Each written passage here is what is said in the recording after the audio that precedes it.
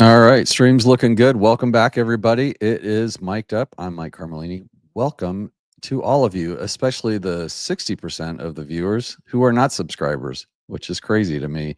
Maybe I'm not doing my job. If you're watching and you're not a subscriber, I would love it if you would hit the subscribe button.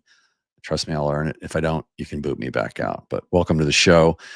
Denver Broncos 9-2. Let's take a quick look here at where we're at, and then let's get in a little bit more into where we're going or where we hope we're going. As you can see here, Broncos are at 9-2, 8-game win streak, something we haven't seen in a long time, guys. This is what a time to be alive. And then you got the Chargers, a couple games back. The Chiefs, of course, lost to Dallas, so we all like to see that. They're at 6-6, and the Raiders are completely out of it, as usual. So sitting pretty well. If we go to the overall standings in the league, we're going to need to. This is going to become important. In fact, let's take a quick look at kind of just where we sit right now as far as the playoff picture. And isn't it great to be talking about the playoff picture, week 13 with the Broncos again? We're sitting here with the second seed right now, first in the AFC West, and the Patriots, if the season were to end today, would take the first overall seed. They would get a first round bye and home field advantage. So looking pretty good for the Pats. I guess we can thank the Chiefs for beating the Colts. I was rooting for the Colts pretty heavily there. I think most of us were. Just Pat Bowlen said it best. You never root for, no matter what it is, you never root for people inside your division. And the Chiefs in the AFC West, they've been around long enough. We don't need to see them. And it's nice not seeing them anywhere on this graphic. I hope you guys can read this. So anyways, the Colts are ahead in the South at 8-3, and then the Steelers. AFC North is kind of a weird division this year. Still too early to call. I mean, it even says here, and this is NFL.com, but it says the playoff probability for the Steelers if they lose to Buffalo, which could easily happen, even though Buffalo's been a weird team this year. They would only have a 32 chance of making the playoffs. And that's being a division leader. So Chargers and Jags and Bills are all your, I guess, wild card teams, we call them now. Bills are hanging on to that extra one. So still hanging around at 7-4, and with the Steelers at 6-5. So that could all, and the Bills and the Steelers play each other. So that kind of movement is what makes NFL football exciting coming up over the weekend. The Broncos are going to keep an eye on all these, of course. Down into the bubble area, Texans, one of the best teams, I think we can agree, that are still on the kind of the outside looking in. A really good Texans team, who the Broncos beat, by the way. Thank you very much for all you people on the Broncos that are fraud watch. That one's a little bit in your face. The Chiefs would be in 9th. Ravens, Dolphins, Bengals. I think that we can eliminate certainly the Bengals and the Dolphins from any realistic. I mean, they're at this 1%, maybe even less than 1% if they lose, and then if they win, they're at 1%. So it's really going to come down to some version of these 10 teams from the Ravens on up. So a lot of teams to keep watch on, and I think the picture will become a little bit more clearer. Of course it will over the next couple weeks. So let's go back and just a quick look at the individual standings. So there's your Patriots at 10-2. Now they've played an extra game, so I'm pretty sure this should be their bye week. I probably should have done my homework. There's somebody in the chat, let me know. But I think the Patriots sit this week out. So the Bills need to do a little work here to at least make it a race, get to 8-4, and then see what happens. And we'll look at the we're certainly going to need to look at the Patriots schedule and the Colts too when we start talking about where we're at as far as trying to get that number 1 seed. There's the AFC North I was talking about. Ravens and Steelers are kind of neck and neck here. So that one's up for grabs. And I think the Colts are going to have a little bit of a fight with the Jags. We'll check their schedules too. Certainly the Colts. So I somehow, in the back of my mind, I think the Colts and the Jags play twice between now and the end of the schedule, or it's the Texans, one of the two. The AFC South, though, has a lot of games amongst themselves. And then the AFC West, let me make that a little bit bigger for you. So obviously that's what I was talking about here. So let's talk about the AFC West first. This is probably what most of you are interested in. Are we going to be able to lock up the AFC West? I think so. I think we're really close to doing that already. And the reason I say that is, well, the Chiefs scare me head to head more than the Chargers do, even though we beat the Chiefs. Hallelujah. And by all measurements, we outplayed them too. This wasn't some, fluky win. I've seen that on the other shows that if you tune in, I've said that over and over. This was not some Tim Tebow type win. The Broncos outplayed them. The refs didn't give anybody the game. We just beat them. I think the Broncos are playing better football than the Chiefs are right now. And in fact, I think the Chiefs have only won one of their last 4 games, but we'll double check that. So obviously the Chiefs aren't playing good ball, and they're just hanging on to a hope, and they keep feeling like they can flip that switch, right? So that they that they always turn on late in the season. We'll see how the schedule lines up for them. But if you're just doing a little quick math between the Chiefs and the Broncos, the Chiefs, the best they can do is 11-6. The Broncos at 9-2, they could go 3-3 and take the AFC West. That's comforting, because I think we're going to look at the schedule. I think the Broncos are going to do better than that, but it's nice to know how close we're getting to being able to all kind of sit back and relax. And, I think David on David Talks Broncos on the show the other day said that he was on with me and Zach, and he said that he wants, he doesn't want to sit back and rest our starters at the end of the year. He wants to see A.T. Perry out there playing. He's got a A.T. Perry fetish, but I would prefer that the Broncos are resting their starters, and it's the Jared Stidham show, and I think that would be, what is our last game? I think it's the Chargers. Let's take a look at the remaining schedule for the Broncos. Your first place AFC West Broncos. God, I love looking at that first in the AFC West. Okay, so this Sunday night we'll start with the Commanders. And we'll get more into detail on that here in a minute, but get your predictions in here too in the chat if you're watching. Love to see everybody's predictions. I'll give you mine at the end of the show. The Raiders game, again, that should be 2 wins right there. And then I think the schedule is actually kind of hard for the Broncos after that. The Packers are looking pretty strong.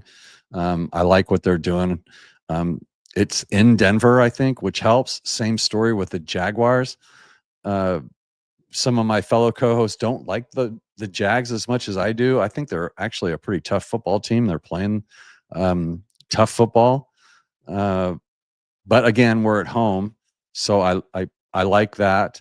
I don't like the game at Arrowhead in December. Nobody likes to play at Arrowhead in December. Nobody ever gets out of there with a win. It's very rare. And then we'll follow that up with a home game against the Chargers. So 2 road games that are winnable would get us to 11-2.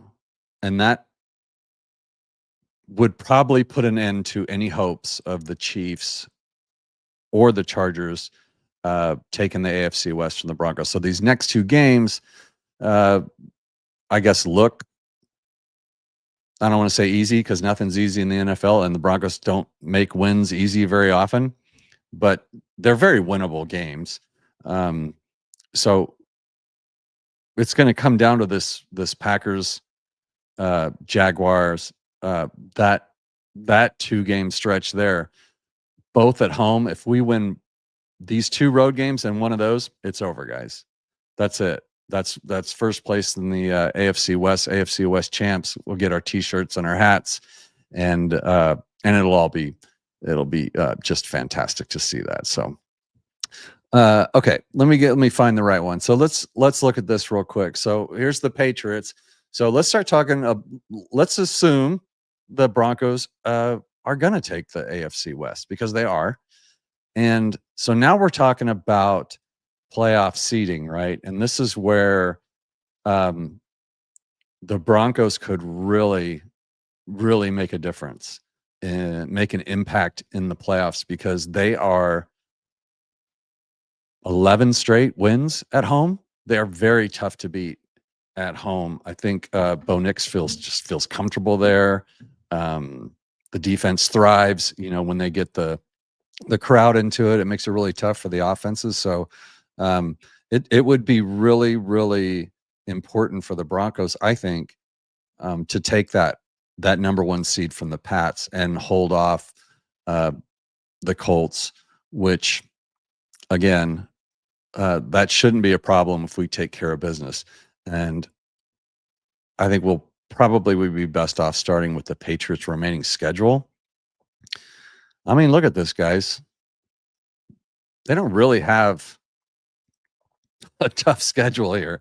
They've got, they eked out a win against the Bengals, who I think that was before Joe Burrow came back. So that was not an impressive win. They haven't really been playing. I think that Buccaneers win was kind of nice. This one right here. Maybe I'm a little higher on the Bucs than I should be, but beating the Jets, beating the Bengals. Now they got to beat the Giants. The Giants are a mess.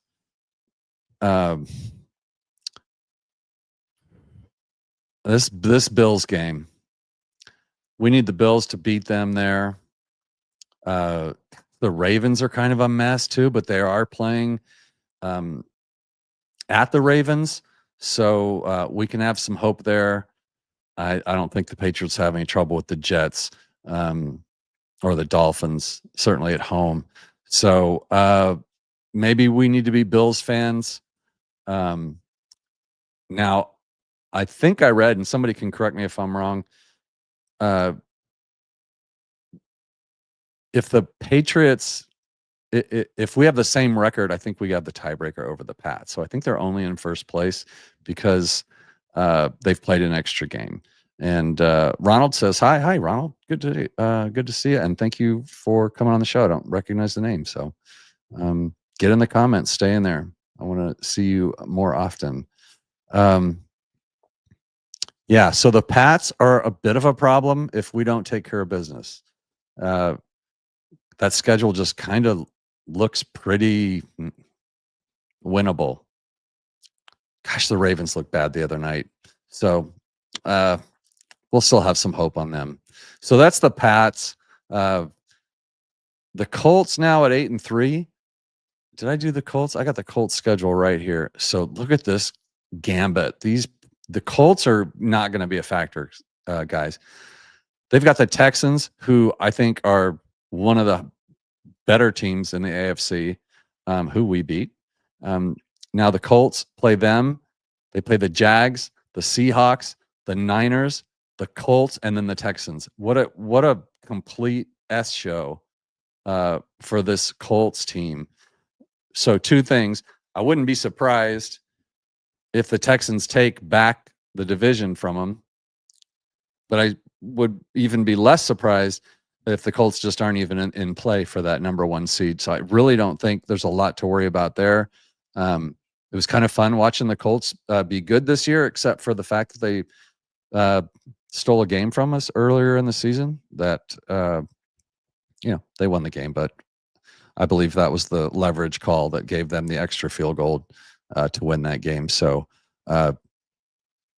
yeah, I think our biggest problems are going to be the Patriots and the people in our own division, the teams.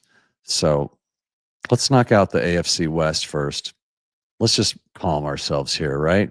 Chargers are in second place at 7-4. Here's the remaining schedule.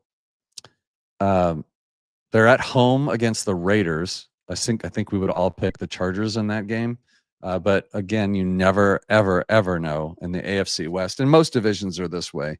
But the AFC West, anybody can win against anybody in that division. It's just been that way historically for as long as I can remember. You kind of just take the everybody's win-loss record off the board and see what happens. So that'll be interesting. But then the Chargers have got the Eagles and the Chiefs, the Cowboys, and the Texans. Guys, that is also a pretty tough finishing schedule for them. Am I missing? Yeah, this is the Chargers. Why does this look weird? Shouldn't there be a Broncos game coming up for them? There it is. And then the Broncos. So that is a gambit. That's a 6-game with the Raiders probably being their easiest game. And then they've got to beat the Eagles. The Cowboys have shown that they can play some ball this year. They got to play the Broncos at home. If the Broncos need to win a game, they're not going to beat the Broncos at home. I'm pretty confident in that. And then there's those pesky Texans and Chiefs. I think we can safely say we don't need to worry too much about the Chargers taking the AFC West from us. So even though we see them there right on our heels, and it looks like a 2-game lead with the loss of their 2 starting tackles, they haven't looked the same. I think it's about all said and done for the Chargers. Let me get to Nathan's comment here real quick. Nathan, so Daniel Jones does have a broken fibula. He's playing through that last I saw. So he must have, and thanks for watching the show, by the way. My understanding is that he has a broken fibula, but he was able to practice, and I think he was a full participant in practice. So it might be one of those where as long as he doesn't get hit, he's got a crack. Could be more painful than anything, but if they're going to let him play, I would assume that that's not going to be too big of a problem. Maybe he's just a really, really tough guy. And I guess maybe I liked him more than I thought. He was just in a bad situation out there in New York, and I think he proved that out this year with the Colts. But either way, Nathan, this Colt schedule is tough, man. I think the Broncos might have a clearer, easier path to locking this up, other than the Patriots, to getting that number 1 seed. So this Patriots schedule, we would like to see them fall off, drop a few of these games. Certainly would help a lot. So let's go back to AFC West. And all right, so here's these pesky Chiefs, right? And this should be, the rest of their schedule. Now, that Texans game is at Arrowhead. Chargers are at Arrowhead. Titans is going to be pretty they'll probably handle them pretty well. Of course, there's the big game where the Broncos come in to Kansas City to play, and then they're going to finish it out against the Raiders. So my guess is the AFC West is pretty safe for the Broncos, not because the Chiefs will not win as many games as us for the rest of the season, but more so that the Chiefs didn't take care of business earlier when they needed to, because other than this Texans game and maybe the Broncos game, they've got a pretty easy schedule here. Could certainly win 4 out of 5 of these. And again, that's not going to be enough for them. That would put them at 10-7. I mean, they just really didn't get it done when they needed to.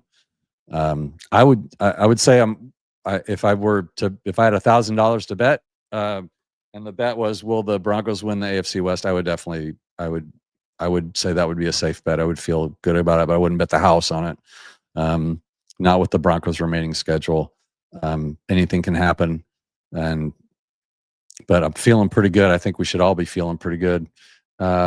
Nathan here says Rams Broncos Super Bowl. Yeah, that's sure. Certainly the Rams would be the pick there. We go back to the playoffs here. Who are you taking over the Broncos to the Super Bowl? If the Broncos lock up the first seed, Nathan, excuse me, I'd be with you. I think the Rams are clearly the best team in the NFC right now. Bears are a little surprising. And then you never know what a Super Bowl team like the Eagles can do once they get into the playoffs. I think teams have a tendency to, Super Bowl teams, it gets blasé. We're back in the season. Let's just get to the playoffs, and then sometimes they find themselves out. But we'll see. They'll need to turn it up a notch if they want to make some noise, because the Rams certainly do look superior. But to Nathan's point, if that's a prediction, I would say that's probably the safest bet right now. Certainly if the Broncos can wrap up home field advantage. So did we go over, I think we went over everybody's schedule for the AFC West race. If anybody disagrees with me, let me know. Let me know in the comments too. If you wouldn't mind, we'd love it. It really helps with this weird YouTube algorithm. Although, by the way, Mic'd Up, which is what you're watching, is the fastest growing Broncos YouTube show over this season. We have gained 27% more subscribers. So thank you to all of you. I put out on Twitter, Mike_Carmelini. I put that out last week and gave a shout out to all the shows that had the top 20 YouTube Broncos shows out there, and then the top 5 fastest growing shows out there, Marquee Sports, Kodiak. I can't remember the whole list. I think Orange and Blue was on there. It's all great shows. And of course, my brother and or sister shows, Let's Talk Broncos and David Talk Sports, where we do the post-game show every week. So after this upcoming game against the Commanders and the Broncos, you will see Zach Seegers, me, and David on the show breaking it all down for you. So it's going to be a late night, and we'd love to have everybody there. But let's get into this game. We can't start talking about well, we can talk about it, but we can't claim to that first overall seed if we don't take care of business. And this is a game where we should take care of business, right? Now, these numbers don't look incredibly different when you talk about points per game, yards per game, even time of possession. Obviously the Broncos are first with sacks.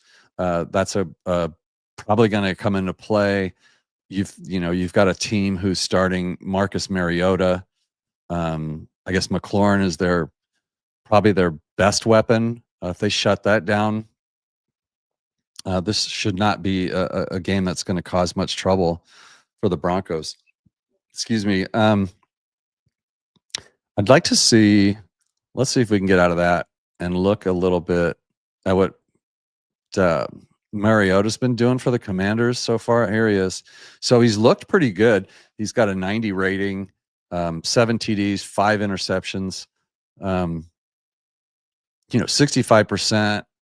He's actually got a decent average on his pass. So, he's actually played pretty well for them. And I've always thought Marcus Mariota is a pretty darn good football player. So, not a walk in the park. And then look at this Washington, rushing here with the averaging kind of comfortably over 4 yards a carry there. Now, as a team, um, this isn't going to work just because of some weird. I don't know what's going on here. But look, this Jaden Daniels and Marcus Mariota, you can see that Marcus will run the ball, and he's always been a little underrated as a runner. Broncos struggle a little bit with um, keeping running quarterbacks.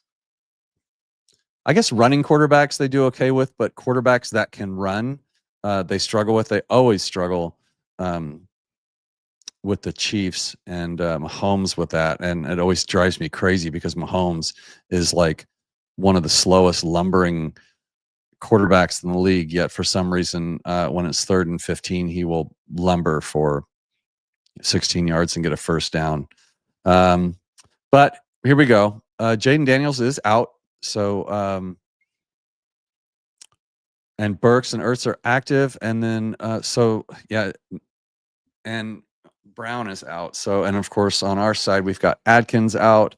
But the good news, as we all know, what we've all been waiting for, the return of Pat, where I don't see him on here. But PS2 is, I guess maybe got to see all. Here he is. There we go. Pat Surtain, full. He's back. Alex is back. Interesting to see what they do. If Alex starts or if he is just there. If they put him in, it'll probably be my guess would probably be because so he can call the plays. He's wore the green dot on his helmet all year, and though he's had issues covering backs and tight ends, I think he's played fairly well. Other than that, of late in the season, and maybe the defense would want him in there for that. But other than that, I probably wouldn't play him this game. And I've heard some people say they wouldn't even play PS2 this game. Like, would you? Is it worth the risk? I think it is. I think again, looking at our schedule, this is a game. Certainly not a must-win.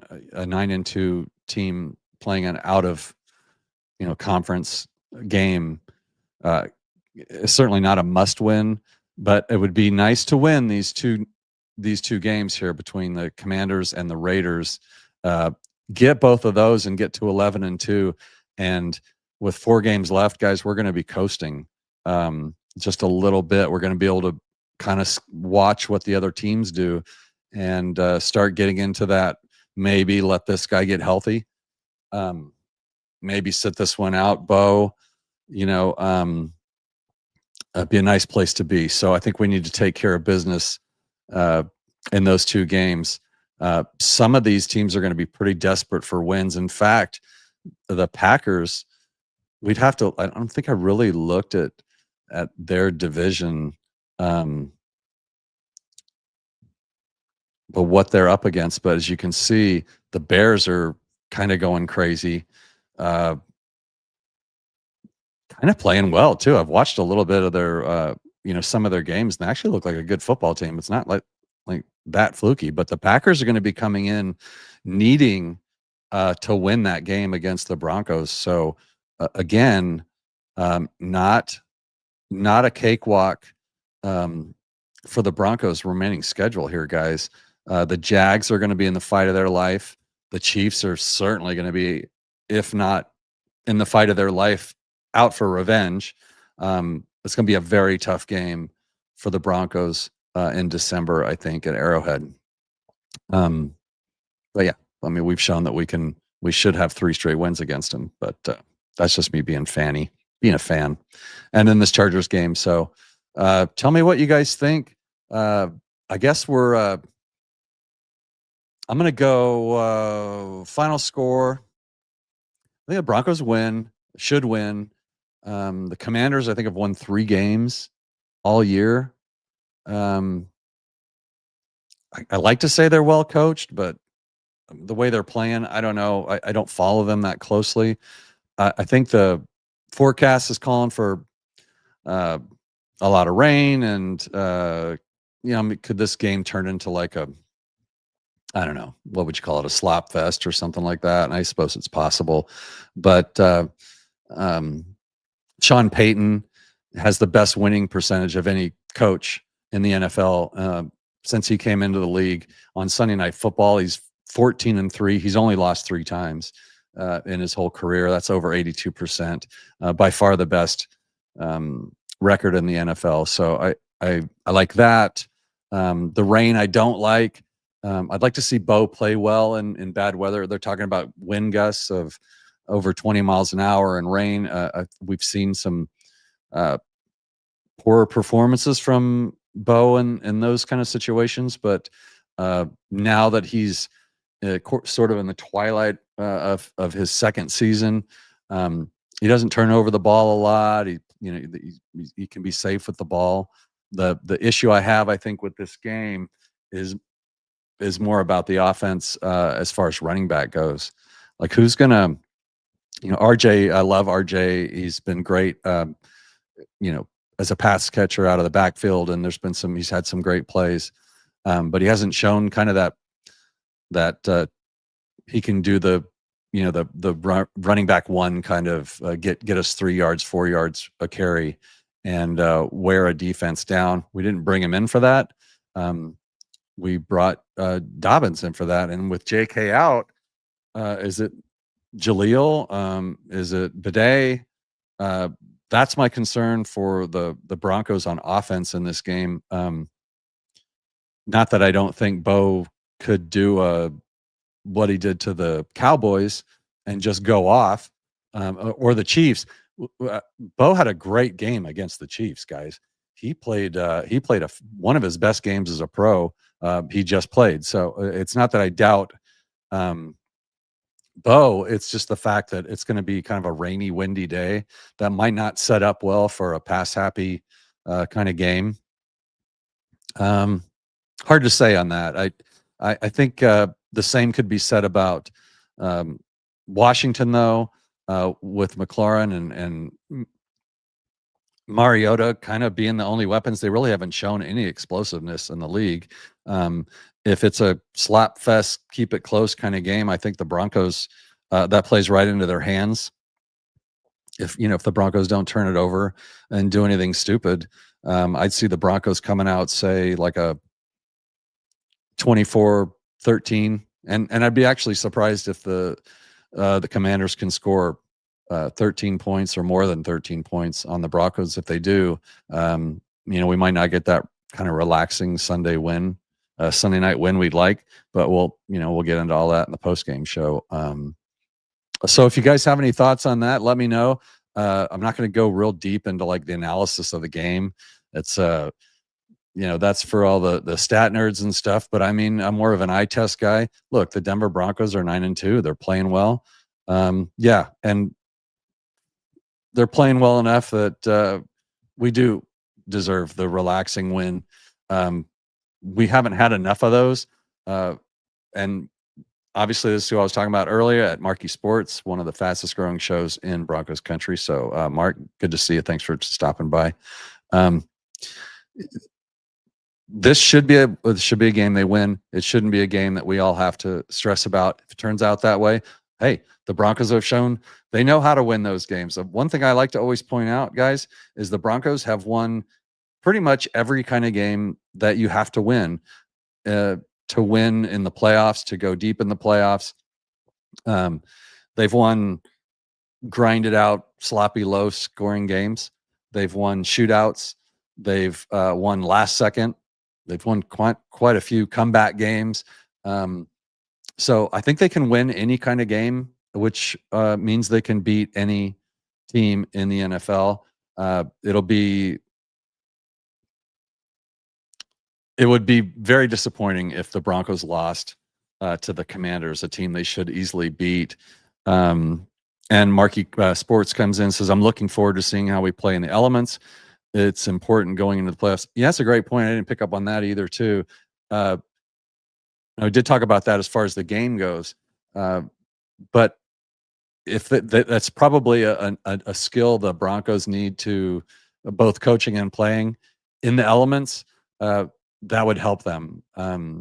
Now, if we get home field, uh, the owners of the Broncos they'll put up a new field 5 minutes before the game if they have to make sure that it's they'll put up fans to blow the weather away. I mean, they're going to make sure that we're not playing in a monsoon if they can. If there's some way they can pay somebody off to do it, but the Broncos, they need to do that. I can't think of any real kind of sloppy weather games that the Broncos have played well in. There was that Jets game from last season uh, that was just ugly. That we talked about how bad the Broncos were for a while, and everybody was kind of in panic mode. But I mean, the weather there was terrible, and Bo and the team didn't play well. There's been a couple other incidents of like wind was even a factor, but I think later in the season this year, we saw a couple games that didn't have the best weather, and the Broncos played pretty well. So maybe I should have done. Maybe I'll do a little like break out of that later as we get into later in the season, so I'd have something to back that up with and go from there. But guys, I think the AFC West. If we're going to win three out of three, we're going to win the AFC West. If we win more than that, we're going to be shooting for the top seed in the AFC, and that's going to mean big things for the Broncos coming the rest of the season. And that when Nathan said earlier in the show, that Rams Broncos Super Bowl prediction, yeah, that might actually be the one. Not that I'd want to play the Rams right now. I don't think anybody does, but it's certainly great to have the Broncos just being where they are at this time of the season. I think we might be able to just get used to it now. Like, I think we are officially back, and we're only going to get better. George and Sean are doing a good job signing, re-signing, like Roach and Wattenberg and even Lutz signing. Like, things are different here now. The Broncos are going to build a winning program, and with the idea of just being back all the time. And I remember when I think it was Elway said that he was trying to draft for now and the future, or he was something like that. Well, it never really worked out for John as the GM. After the Super Bowl, it kind of all fell apart. And there's a myriad of reasons for why, but I think it did teach the Broncos a good lesson about signing their players, bringing them back, and maybe skipping on some of these high dollar free agents. It's paid off for us. We're sitting at the top, and it's great to be here. It's also great to have all of you watching out there on Saturday at 3:00. Great to see everybody. I hope you guys had a great holiday. I know I did, and it'll only make it better Sunday night if we can take care of business like we should. But until then, we'll see you guys after the game Sunday night. Go Broncos, and everybody have a great weekend. Thanks for coming on. We'll see you soon.